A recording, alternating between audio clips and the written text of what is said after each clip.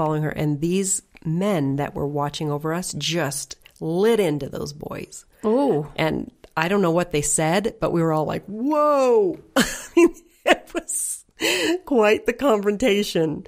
And, yeah. Well, with what's going, in light of what's going on right now, would you feel safe going over there? Interesting question. I don't know. I don't know if I would be as quick to go there. My brother goes there often. And my brother owns a coffee shop, and they grow coffee in India. And he went just recently to visit some coffee plantations, some areas where they grow coffee, and brought some home and wants to import some coffee from India to help. He's very, he'll buy beans, sell them, and then he donates back to the country and does a lot of very great things with his business. He goes and takes, aid to them and things like that. He goes fairly often. The last time he went was maybe not quite a year ago. And he talks a lot about this. And he has conversations with his Indian friends about this president and how terrible he is, how he just... encourages the people to have intolerance, rape and pillage, if you will. Yeah, have intolerance, being very intolerant, being different. Yeah, so it's a scary place, and you're right. I don't know that I would want to go at this point because there is a lot of trouble, And if you go to do humanitarian work, most countries appreciate that, but you're also targeting yourself in some ways. I don't know that they're very anti-American in India, but just at this point, there's just some radical things happening that are scary. And it's mostly scary for the Indian people because they're the ones that are targeted. In particular. Is tourism not a big deal there? Well, if you want to go to the Taj Mahal, if you want to go places like that, tourism's big. Calcutta. A lot of people go to Calcutta. Calcutta is very poor.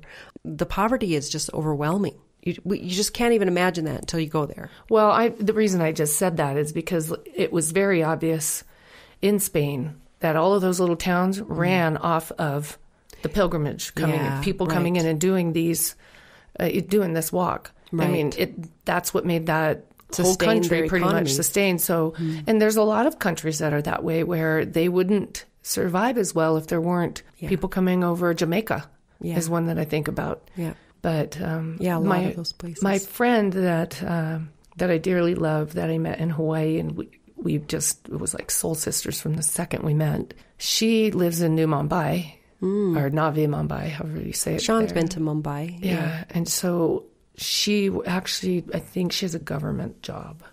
So maybe I'd be okay. Oh, I think you'd probably be fine if you went there. It's just, I think there's a worry. I mean, you go to Paris. There's a lot of radicals there. You don't know if something could happen. Well, I've been to Israel. Yeah. Everybody's like, don't go to Israel. Don't go to Israel. There's always a possibility. There's a possibility in our own country of something happening. It is. And I think where we get really worried is because we go to a place where we don't necessarily speak the language. Yeah. We don't know the rules. We don't know the cities. We don't, and that all those elements, are what makes, but I could go to a different part of town here in Salt Lake City and be completely out of my element. Yeah. And it would be no different. Just this last summer, we went to Italy, and I went a few days before everybody else. So I was in Italy by myself for like 3 or 4 days before I met up with the crew that we traveled around.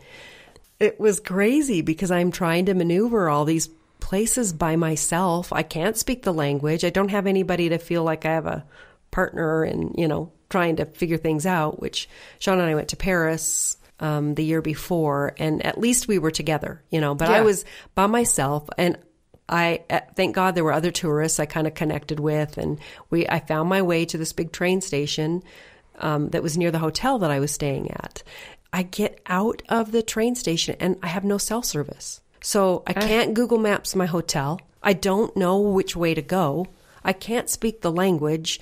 I'm like, what the heck am I supposed to do? I have my suitcase and all. So I'm just like, well, I know it's by the central station. I know the name of the hotel. So I just started walking. I thought, well, maybe I'll just come upon it. And I just walked the total opposite direction that I should have walked because I was very near the station. But I'm wandering all over and I'm starting to ask people, do you know where this Hotel Berna is? And, they're like, what?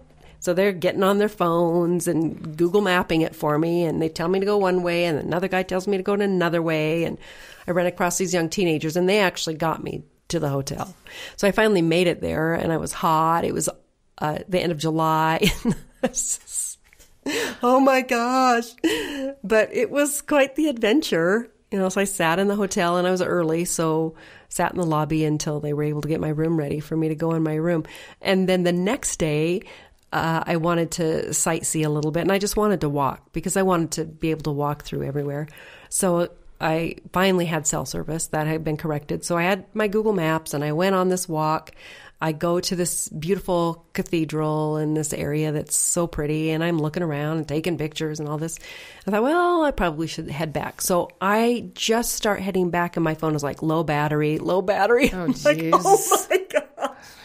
No. So I am hoofing it, trying to get back to my hotel before my battery dies, and I have no more Google Maps. So I did make it, but I was a little worried, and I'd take a wrong turn. I'd be like, oh my gosh, what if I get lost again? I've had the exact same experience when I first went to Spain to do the Camino, and I was supposed to meet my friends in Madrid. And that's a big city. That's a big city, and I do not speak Spanish. Well, it's funny because I did it one time, so there's a tiny bit, but I really can't, I can't speak it to save my life, right? I can ask for the bathroom, how much something costs. Can ask for red wine. What else do you need?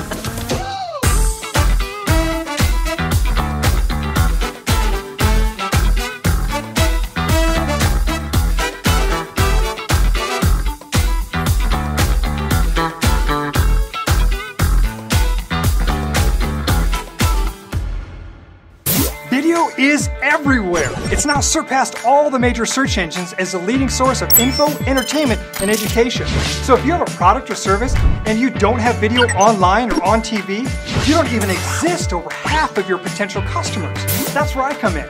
I'm Sean the Media Medic, and I'm helping people all over by bringing a professional cinematic approach to their business, commercials, and videos.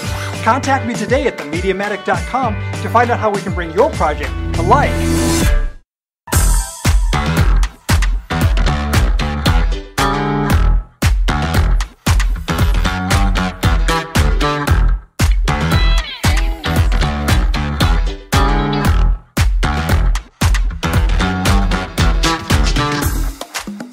So I show up there, and it's later in the day, and I probably only have about 4 to 5 hours of light left. And the directions are, come out of the airport, go down, and you're going to go under the tunnel, and you're going to get on this train that's going to take you to this thing. Okay, now here's the deal. Getting on the train is not easy all by itself. I did not grow up back east where they have train systems or a bus system. The only bus I ever had ridden was a school bus to school. Oh, man. And so we didn't have any of this growing up. Yep. So luckily I had a couple of times been to Boston, been to New York, and was a little familiar with how trains kind of work. But it's in English there. Right. So I can kind of figure out what they're saying. So I get there, and the first thing I do is I go up to this man. It's like he's behind the desk, and I'm telling him where I'm trying to get to. He could speak a little bit of English, and he's tries to draw me a map on, like, go downstairs, you're going to want to get on this train and then get off at this exit. So I completely can't figure it out. So I go down into the train. Oh, and my battery's dying on my phone. Oh my gosh, I know the feeling. I did not have an international card. Oh my God. So unless I had Wi-Fi, I wasn't talking to anybody. Right. So I get down there and get on the train, and I go to where you had to buy a ticket? Yes. So that has been the most difficult thing for me when I've gone to other countries, is trying to buy a ticket to go to the location, and you have to go up to these machines, and I don't know what to do. Oh yeah, I spent a lot of money on tickets because I was lost. So I get on the first train, and I had, it starts taking me to, I don't know where, because it was in Spanish. And I get out, and I come up, and I realize I'm walking around, and I can't find this place. So I go, I think I took the wrong place. So I'm kind of getting scared. I'm like, I'm going to go back to the airport and start again. So I go back to the airport, and then I decided to start again. And I actually found this young woman who could speak English. And she's like, okay, I'll tell you where you got to go, because I'm telling her what street I have to go to. Now, here's where it got really screwed up. Is the place that I was trying to go to was in an email that then my friend changed the place they were going to, but I didn't get that email. Oh, no. So now I'm trying to find the place that they were originally going to be at, but they weren't there. No. And it's a hostel. It's going to be, it's like we were going to all stay in the same room. So I'm wandering around. I don't know which way I'm going. I'm trying to find this place. I'm literally walking all over the place. I'm stopping people. People can't talk to me because they can't speak. And I finally find this place, and I go upstairs. And I ring, and the guy was able to tell me that they're not there. They canceled their reservation. Oh, my gosh. I'm like, what? Oh, this is where they said to be. By this time, it's starting to get dark. Oh. So I go downstairs, and right next door to this hostel is a bar. And they have Wi-Fi. And they have Wi-Fi. Wi-Fi. Over there, it's called Wi-Fi. So I go in there, and I'm trying to figure out where they are. And there's this young man. His name is Jose, of course. I swear to you, that was his name.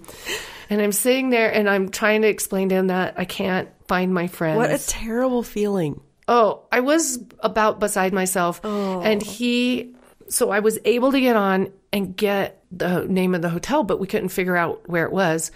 So he used his phone. He called this hotel. He could use his phone to call this hotel.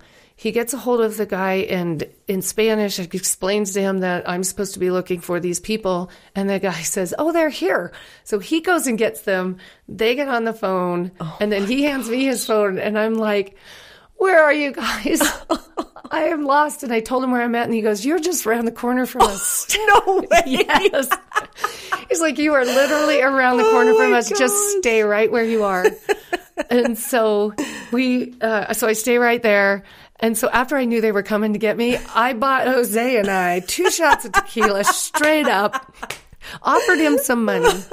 He wouldn't take it. What a sweetheart. Yeah. But what I learned from that experience, first off, is you will survive. Yeah. Yeah. And my dear friend, she told me, when I told her I was so scared, she goes, you need to remember one thing. You're an American with a credit card. Your credit card speaks. Yeah. Regardless of whether you can speak the language or not. And I have never forgot that. Yeah. So even if I can't speak the language or whatever, I could always find safety. I could have went back to the airport. Yeah. I could have probably just walked next door and got a room. Yeah. I could, I wasn't destitute, and I'm sure that you had the same feeling. Yeah. I'm in a place I can't speak the language. My phone's dying. How am I going to find my hotel? Yeah. And when we let that happen to us, we shut down any possibility of thinking and getting ourselves out of that situation. Yeah. And we're tough. Uncomfortable. Yeah. And I do think that being female in another country is a little different, for us, even in this country sometimes. My brother is traveling to Moldova this month, actually, and I was going to go with him, but some plans had changed. And he's taking a coffee roaster to Moldova. Now, Moldova is like the center of sex trafficking for Eastern Europe. It's huge. And I was telling him, I feel a bit uncomfortable traveling there by myself to that country. Yeah. And then having to wait for somebody, and those kinds of things make us think twice as women. Yeah. But those are tough situations to be in. And like I was saying, in Paris, when Sean and I went to Paris, we got lost. I mean, just trying to buy the train ticket to get through the airport and then find where we take the train, trying to figure out how to buy a train ticket was so intimidating. So we buy this train ticket, we get on the train, we we didn't get off at the right spot, but we got off at a spot, and we wandered and wandered, trying to find, again, dragging our suitcases, trying to find our hotel. But you had each other. Can't read anything, but we did have each other. And we'd ask people, and, this one very kind woman's like, oh, I show you where. And she takes us to Notre Dame. We're like, no, that's not where we want to go yet. So it took us quite a while to get there, and we were getting a little bit frustrated, but it was still an adventure, and I think we just have to think of it that way. And you're right. When you start getting afraid and you start shutting down, then you're not open even to the adventure of it. Right. So, even when I was wandering through the city in Milan,